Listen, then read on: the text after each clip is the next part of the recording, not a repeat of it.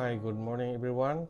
Here once again is Brother Arman in my devotion today. Today is Sunday now in the Philippines evening, so I would like to say Happy Lord's Day in the Philippines, and here in Canada is still Saturday morning, 9 a.m. in the morning. And before my devotion today, I would like to sing a song first. The title of this song is His Life for Mine. His Life for Mine. So I would like to dedicate this song to the Lord, and I hope that you will bless also. And after this, I will share my devotion. Amen. To God be the glory.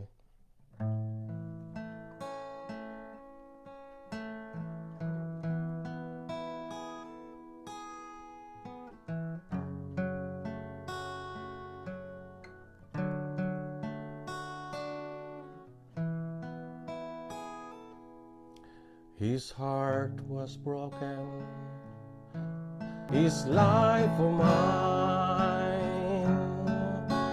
How could it ever be that He would die, God's Son would die, to save a wretch like me? What love divine, He gave His life for mine, His life for mine, His life for mine. How could it ever be that He would die, God's Son would die, to save a wretch like me? What love divine, He gave His life for mine.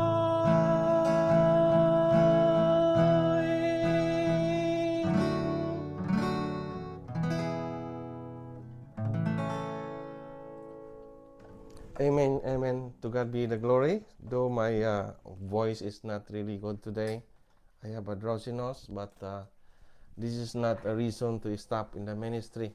Uh, as I commit to the Lord, my life is belong to Him, and I would like to serve the Lord for the rest of my life. And that's the reason, and that's the message of that song, His Life for Mine. If Jesus Christ died for me and the cross of Calvary for me to be saved, then who am I to stop in the ministry?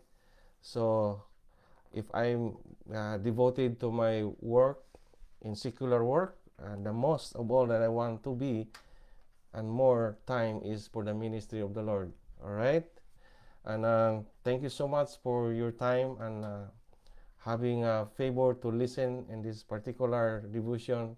And I would like to preach the title of this uh, preaching that I want to share today in the book of Revelation chapter 20, beginning from verse 11 down to verse 15. If you have Bible in your hand now, you may open your Bible from Revelation chapter 20, verse 11 to verse 15. And I will read for you, brethren. And I saw a great white throne, and him that sat on it, from whose face the earth and the heaven fled away, and there was found no place for them. And verse 12, and I saw the dead, small and great, stand before God, and the books were open, and another book was open, which is the book of life. And the dead were judged out of those things which were written in the books according to their works. And the sea gave up the dead which were in it, and death and hell delivered up the dead which were in them, and they were judged every man according to their works. And in verse 14, and death and hell were cast into the lake of fire. This is the second death. And last verse 15, and whosoever was not found written in the book of life shall cast into the lake of fire. Shall we pray? Heavenly Father, we thank you, Lord, for having a privilege to read thy word, O God. Lord, talk to us, O God. Talk to every viewers today in my Facebook messenger, O God, and in my live streaming, Lord. Touch every heart who listen in this preaching, O God, and declare the truth declare the word of God, the Bible, for the end time prophecy, Lord. Lord, I ask the forgiveness also of my sin. Cleanse my heart, empty my brain, empty my heart, and let your Holy Spirit dwell in me and talk to us, O God. Use me, O God, according to your purpose, O God. Give me knowledge and understanding today as I used to declare thy word. Lord, I used to pray, O God, that give me a power, strong, a voice to declare the word of God, the word of truth, according to the Bible, in the end times prophecy. In Jesus' name we ask and pray. Amen and amen. The reason why I used to sing this song, His Life for Mine, because I'm not concerned most of your physical being. I was concerned for your spiritual being, because there is a human instinct that can survive in this lost and dying world. Even those unbelievers, God provide everything for them. Their air, their food, okay, their shelter, their raiment. God provide those shameless generation, this lost and dying world. God still provide everything they need, because despite of God is a just God, despite God is a God of justice, but He is also a God of love. He created, He designed in this world. But perhaps in our study today, the end times prophecy and the final destination to those unbelievers. That's why if you are not believe that there is God, you are foolish. Even you are the most richest, the most powerful people or person in this world, without believing God, you are still foolish. And you are the most poorer person in this world, because what is the use of your wealth? And when you die, your soul will bound to hell. Now, this is the preaching that I want to share today, because I've been in the ministry quite a long time ago. I found out that the only way and the only thing that I used to declare the most is the end times, the final destination of the soul of every mankind. All right? So I would like to, this is my way of introduction today. The title of this devotion today that I want to share is the Last Judgment. And when we see the Last Judgment, it is a final judgment. And this book I found in Revelation chapter 20, verse 11. All right? The Bible says, and I saw the great white throne judgment. So the word, the great white throne judgment, this is the final or the last judgment of God to the human being and even in this world. And him that sat on it, from whose face the earth and the heaven fled away, and there was found no place for them. All right? No place for them. Sorry, if you die without God, you don't have place for in eternity. All right? So I hope and pray that having a favor, having a chance while you're still alive, think, realize. I encourage you to buy your own King James Bible book and study it, because I believe the King James Bible book is the most preserved books in the history of the Bible. All right? And it is perfect. All right? Because this is the word of God. All right? So in Revelation chapter 20, verse 11, I used to have a title, The Last Judgment. The Last Judgment and the Great White Throne Judgment. All right? Now in verse 11, it found here that someone see the great white throne judgment. All right? The Bible says, and I saw a great white throne, and him that sat on it, from whose face the earth and the heaven fled away, and there was found no place for them. All right? God's throne and God's majesty. All right? And then, this is the revelation of Jesus Christ. He used the power to John the Beloved to finish the entire book of the history, the Revelation, the last book. And this is the final book of every person that I want to encourage you. I'm not teaching this kind of teaching to scare you, but I hope and pray to prepare for your heart, to open your heart, to change your mindset from the worldly set of being into godly direction. All right? This is warning for us. Now in verse 12, and I saw the dead, small and great, stand before God, and the books were open, and another books were open. If you notice, there is two books here. All right. The first book here, all right, is the book of the unsaved. The book those unsaved who doesn't believe God, and the second book are the books to those who are believe God, who are believe Jesus Christ as the only of salvation. All right. But God opened the two books. Now my question is, what book have you written in your life today? What book that your name was written? And that's the very big question. All right. Verse 13, this is the accountability and the universal judgment of Christ. This is the accountability and the universal judgment of Christ. There is judgment. All right. There is judgment, and I saw the dead, small and great, stand before God, and the books were open, and another book was open, which is the book of life, and the dead were judged out of those things which were written in the books according to their works. Now take note, God looking your good works here if you are saved, but God also looking this work here if you are not saved. All right? What things you have done, Jesus Christ, when you are still alive in this earth, in this world. All right. So third, verse 13, the resurrection of the unsaved and the destination. And the sea gave up the dead which were in it, and death and hell delivered up the dead which were in them, and they were judged every man according to their works. The resurrection of the unsaved and their destination. Now take note, the great white throne judgment or the last judgment, this belongs to the unsaved people, the unsaved loved ones. Yung mga mahal natin sa buhay na hindi kinilala ang Panginoon, mas kinikilala nila si Mama Mary, alright? Mas kinikilala nila yung Diyos na si Kristong nakapako sa krus hanggang ngayon, nakapako pa rin. Mas kinikilala nila si Santo Niño, mas kinikilala nila si San Roque o Inisanto na gawa sa kahoy. Alright? Mas kinikilala nila yung Diyos na nakikita, hindi nila pinaniniwalaan ang totoong Diyos na nandito sa Biblia. Alright? And I know it's very hard for you to accept this, but I have to declare the truth because the truth will set us free. It doesn't matter whether you are my family, whether you are my brothers and sisters, alright? It doesn't matter whether you angry me, you're upset to me, you get mad to me because I'm preaching the word. It matters to me that I'm telling the truth, though you get mad to me. Alright? I don't want to embrace me because I'm telling a lie. Okay?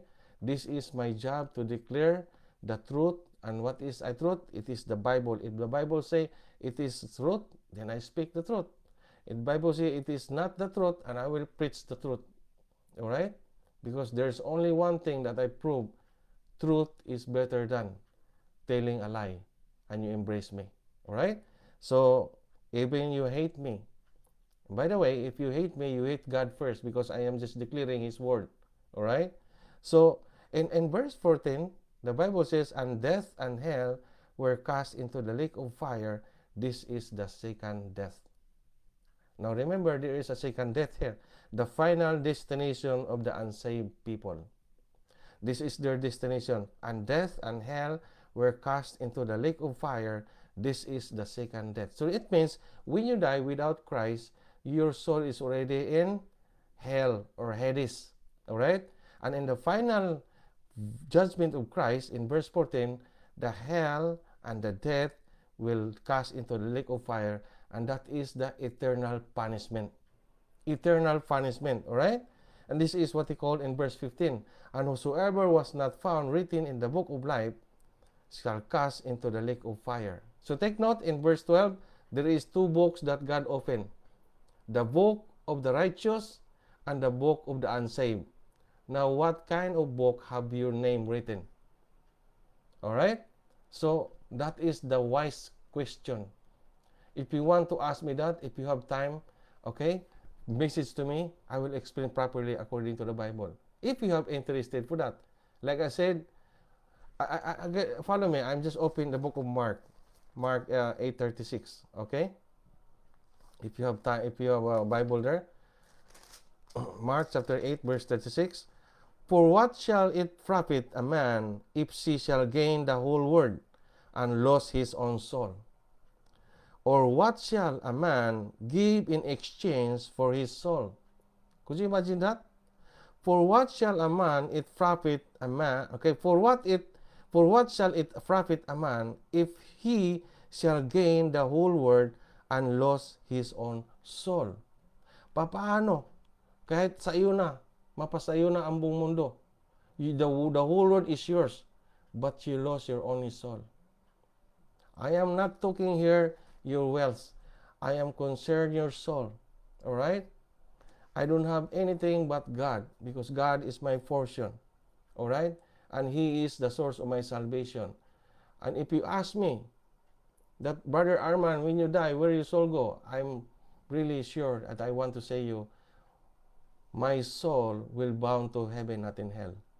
Why? To prove that, it is written in the Bible. It is written in the Bible. Follow me. In 1 John, okay? 1 John chapter 5. If you have a Bible, follow me. Okay? 1 John chapter 5, verse 13. The Bible says, "These things have I written unto you that believe on the name of the Son of God, that ye may know." Take note the key word, that ye may know that ye have eternal life, and that ye may believe on the name of the Son of God. So in the first place, before you die, God wants you to know that there is already eternal life. And this is written in the Bible. Alright? This is written in the Bible that these things have I written unto you. Isinusulat ito para sa iyo. Okay? Kung ikaw ay hindi nakaintindi nito, bobo ka nga. Wala kang Diyos. Kaya nga, ang taong walang Diyos ay bobo. In the book of Psalms chapter 14, follow me. In the book of Psalms chapter 14, alright? Ang Bible nagsasabi yan, hindi ako nagsasabi yan. This is the Bible say. Okay? The Bible say in Psalm 14 verse 1, okay? This is the Bible says.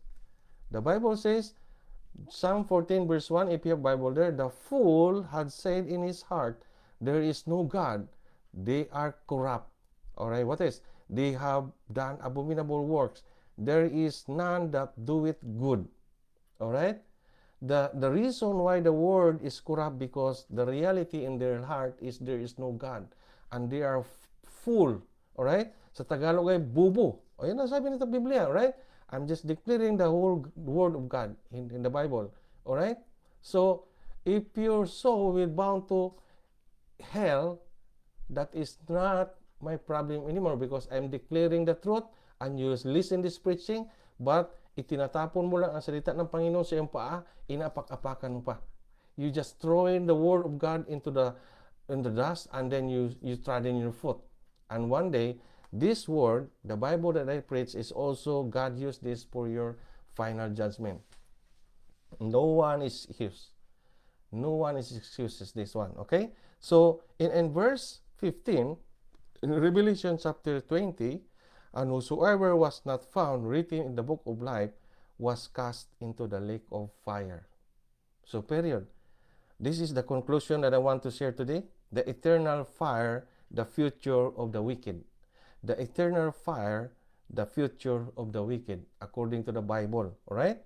And in verse 10, my conclusion today, if you jump to verse 10, Revelation chapter 20, verse 10, "And the devil that deceived them was cast into the lake of fire and brimstone, where the beast, the false prophet, are, and shall be tormented day and night forever and ever." Tormented day and night forever and ever. That means your soul and the devil will not die in hell. You are tormented there. Alright? That's why many people believe that hell is just a figure, or figurative, or symbolic. Now, again, if that's so, my question is, if the hell is just symbolic, what symbol that symbolize hell is? Because there is much meaning if there is meaning. But the Bible is, speak the truth, that forever and ever you are tormented. The word tormented there is tortured. Alright? You cannot sleep. No, not even have a single dot of water there. No, not one, even the single drop of water. Alright? I hope and pray that you will realize that we are all sinners. I am a sinner. I am just forgiven. I am just reconciled by God the Father to His Son Jesus Christ, because Jesus is my counselor. Jesus is my mediator. Okay? The Bible says in John chapter 14 verse 6, all right? Jesus said unto him, I am the way, the truth, and the life, and no one come to the Father but by me. Only Jesus Christ is the way of salvation, folks. And mark my word, mark this word, if you do not accept Jesus Christ before you die, surely 100% your soul, this is your destination, because this is the final judgment of the wicked, the final judgment to those who unbelieve, to those unbelievers who are there in Revelation chapter 21 verse 8. All right, the Bible says, but the fearful and unbelieving, yung mga matatakutin mag-preach the word, okay? Yung matatakot ka mag-preach the word of God, they are matatakutin. Fearful, okay? And unbelieving, doesn't believe God, okay? And what else? Abominable, yung mga kasuklam-suklam, okay? And murderers, and warmongers, what else? And sorcerers, and idolaters. Open your Bible with me in Revelation chapter 21 verse 8, all right? And sorcerers, mangkukulam, and idolaters, sumasamba sa Diyos-Diyosan, all right? And all liars, okay? And all liars shall have their part in the lake which burneth with fire and brimstone, which is the second death. Now you might say, I am not a murderer, Brother Armando, but for sure 100% you are a liar. If you say you are not lying, you are a liar, because we are all liars. And we know we all have sinned and come short to the glory of God. All right? My invitation today, just simply repent,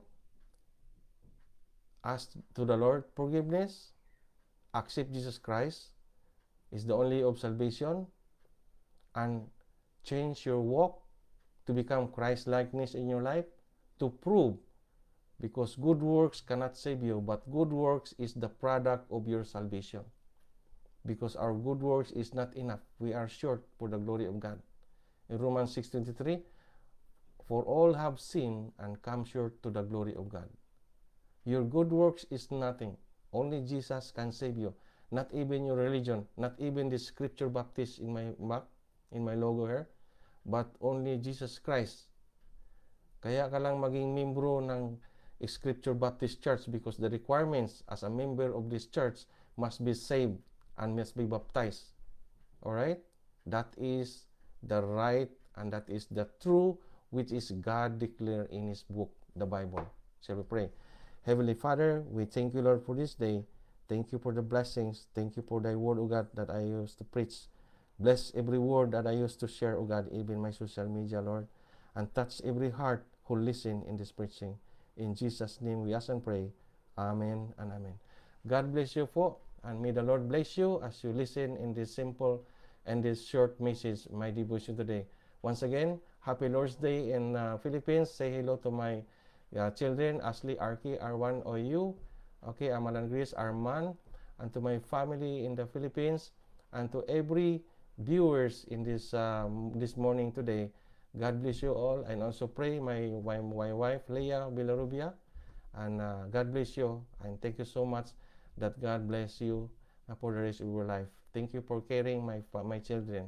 Bye for you now. In the Lord, I love you.